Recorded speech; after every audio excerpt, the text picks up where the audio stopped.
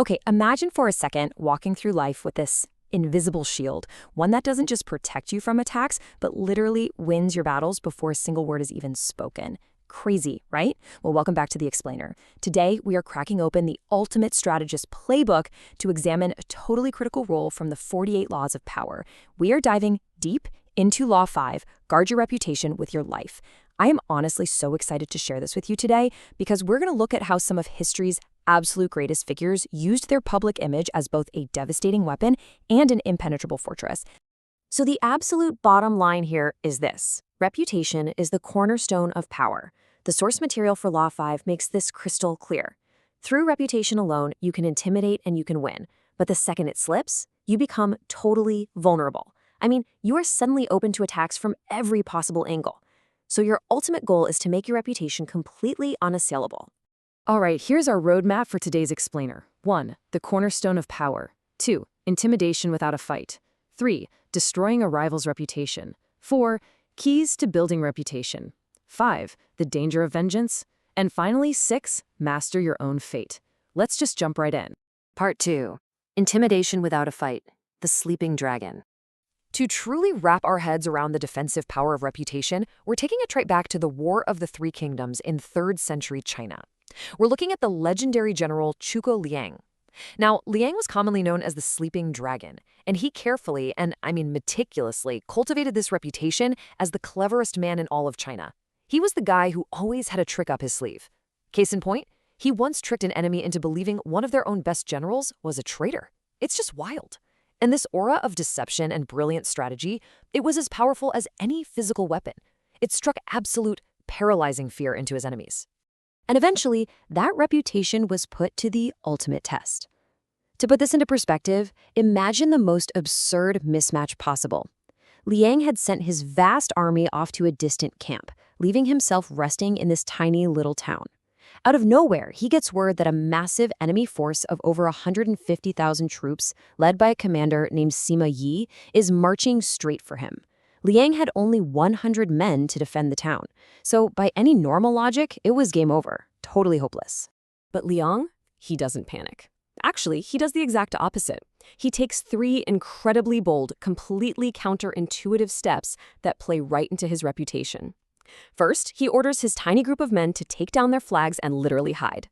Second, he throws the city gates completely open. And third, this is the best part. He puts on a Taoist robe, sits on the absolute highest, most visible part of the city wall, lights some incense, and just cheerfully starts playing the lute and chanting. He just sits up there, totally chilling, pretending not to notice a literal wall of soldiers marching toward him. So Sima Yi, the enemy commander, arrives at the gates and sees Liang. Now, Sima Yi had fought this guy dozens of times. He knew him. He looks at the open gates, the robes, the incense, and he completely freezes. His brain goes, no way. This has to be a game of intimidation. He's totally daring me to walk into a trap. The setup was almost too obvious, right? So for a split second, Sima Yi wonders if Liang really is just desperate and alone. But Sima Yi's fear of Liang's reputation was so overwhelming, he just didn't dare risk it. He ordered an immediate, panicked retreat. And that, right there, is why cultivating an aura matters. Reputation alone forced an army of 150,000 to run away without a single arrow being fired. Just incredible. Section 3. Destroying a rival's reputation. The showman's tactics. Okay, let's dive into the offensive side of things. We're fast-forwarding to 1841, right in the heart of Manhattan, to look at a young P.T. Barnum and his fierce rivalry with Peale's museum. See, Barnum wanted to buy the American Museum, but his verbal agreement completely fell apart because the owners sold it to Peale's museum instead. Why? Simple. Peale had a reputation, and Barnum didn't. So Barnum unleashed 2 very distinct offensive tactics depending on where he stood. First up, sowing doubt. Since Barnum had basically zero reputation to bank on, he launches this massive newspaper campaign calling Peale's owners a bunch of broken-down bank directors. He warns the public, hey, don't buy Peale's stock, just spreading these really insidious rumors. And it actually worked. The stock tanks, the owners reevaluate, they renege on Peale, and sell to Barnum. You see, once you let insidious rumors out of the bag, your opponent is trapped in this horrible dilemma. If they defend themselves, they just look guilty. But if they ignore it, the public doubt just grows. But what about when you do have a reputation? That brings us to tactic number 2, gentle ridicule. Fast forward a few years, Barnum is established. He's got a solid reputation. Now, Peale tries to fight back by promoting this highbrow scientific entertainment, specifically mesmerism, hypnotism. To destroy Peale's new, fancy reputation, Barnum doesn't use ugly slander this time. Instead, he sets up a rival show. He supposedly puts this little girl into a deep trance and then invites the audience up to be hypnotized. Well, naturally, no one falls under a spell, and the crowd just starts laughing. Then, to quote-unquote prove the little girl's trance is real, Barnum pulls out a knife and loudly announces he's going to cut off one of her fingers. As he starts sharpening this knife, the hypnotized girl's eyes pop wide open and she just bolts off the stage.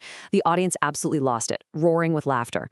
Through this gentle, hilarious mockery, Barnum poked massive holes in Peale's scientific reputation. Peale's show closed in a matter of weeks and literally never recovered. Which brings us to part 4, keys to building reputation, the strategist's playbook. So, how do we actually apply this? How do you build an unassailable image for yourself in your own professional or personal life? Well, here is your strategist's playbook, pulled directly from the source material. First, base it on one sterling quality. Whether it's your efficiency, your absolute honesty, or even your cunning, keep it simple. It becomes this calling card that enters the room before you do. Second, build slowly with a firm foundation. Subtle, steady growth is how a reputation spreads like wildfire without suddenly collapsing. Third, if your reputation is already a bit stained, associate with good names to elevate yours. And finally, when you are attacked, and you will be, never ever appear angry or desperate in self-defense. That only screams insecurity. Always take the high road. Let's zoom in on that third point for a second, association. P.T. Barnum actually used this masterfully himself. He had this lingering reputation for promoting kind of cheap, vulgar entertainment. So, to clean it up, he sponsored a massive American tour for the European singer Jenny Lind, who had this incredibly stellar, high-class reputation. And guess what? It massively enhanced his own image. We see this throughout history. The great robber barons of 19th century America, they had awful reputations for sheer ruthlessness. So, to whitewash their image, they bought fine art. By linking the names Morgan and Frick with Da Vinci and Rembrandt, they basically bought a softer, far more pleasant public image. Now, all of this sounds great.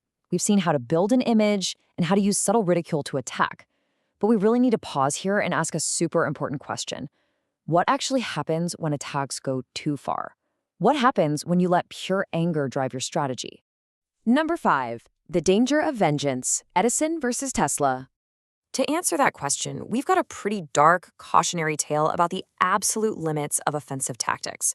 We're talking about the fierce, bitter rivalry between two titans of innovation, Thomas Edison and Nikola Tesla. Edison firmly believed the entire world's power system had to be based on his direct current, or DC. So when Tesla actually succeeds in creating a vastly superior alternating current, AC system, Edison loses it. He is absolutely furious. He becomes obsessed with ruining Tesla's reputation by convincing the public that AC was just inherently, fatally unsafe. But his tactics, they were genuinely horrific. Edison literally captured household pets and electrocuted them to death using AC current in front of reporters. When that wasn't getting the job done, in 1890, he pushed New York State to organize the world's very first execution by electrocution, specifically using AC. But the charge was too weak. The man was only half killed, and this totally gruesome procedure had to be repeated. I mean, it was just a completely grim, cruel spectacle. And this brilliantly illustrates a massive pitfall, the supreme danger of vengeance. In the long run, Edison's extreme, petty, and frankly gruesome attacks damaged his own reputation far more than they ever hurt Tesla's. The public was appalled, and Edison eventually had to back way off. The lesson here is so incredibly simple. Never go too far in attacks like these. Why? Because it immediately draws attention to your own vengefulness and insecurity rather than the person you're trying to slander. Think of it this way. The mighty lion might toy with the little mouse that crosses his path, but any reaction bigger than that, it just ruins his fearsome reputation. Section 6. Master your own fate. The law allows no exceptions. Which brings us to our final and maybe most important takeaway. Now, in the study of power, a lot of rules actually have a reversal, like a specific situation where you should literally do the exact opposite, but not Law 5. The source text explicitly states there is no possible reversal to this law. By not caring how you are perceived, you are simply letting others decide it for you, period. Even if you purposefully cultivate a reputation for being completely insolent and arrogant, like the playwright Oscar Wilde did, to massive advantage, that is still an image you are actively controlling. We live in a society, right? We depend on the opinions of others. Neglecting your reputation yields absolutely zero benefits. So let's quickly pull all these threads together and summarize the immense value of the playbook we've unpacked today. You must build your reputation on a singular quality, and you have to establish a firm foundation. You must defend it like an absolute fortress, taking the high road against attacks to project supreme confidence. And when you do go on the offensive, attack your rivals subtly, through clever doubt or gentle ridicule, never, ever crossing the line into desperate vengeance. Which leaves us with one final, kind of provocative question to chew on. Are you the master of your own reputation, or are you letting others decide it for you? Seriously, think about that invisible shield you carry into your own workplace, in your own social circles. Is it protecting you?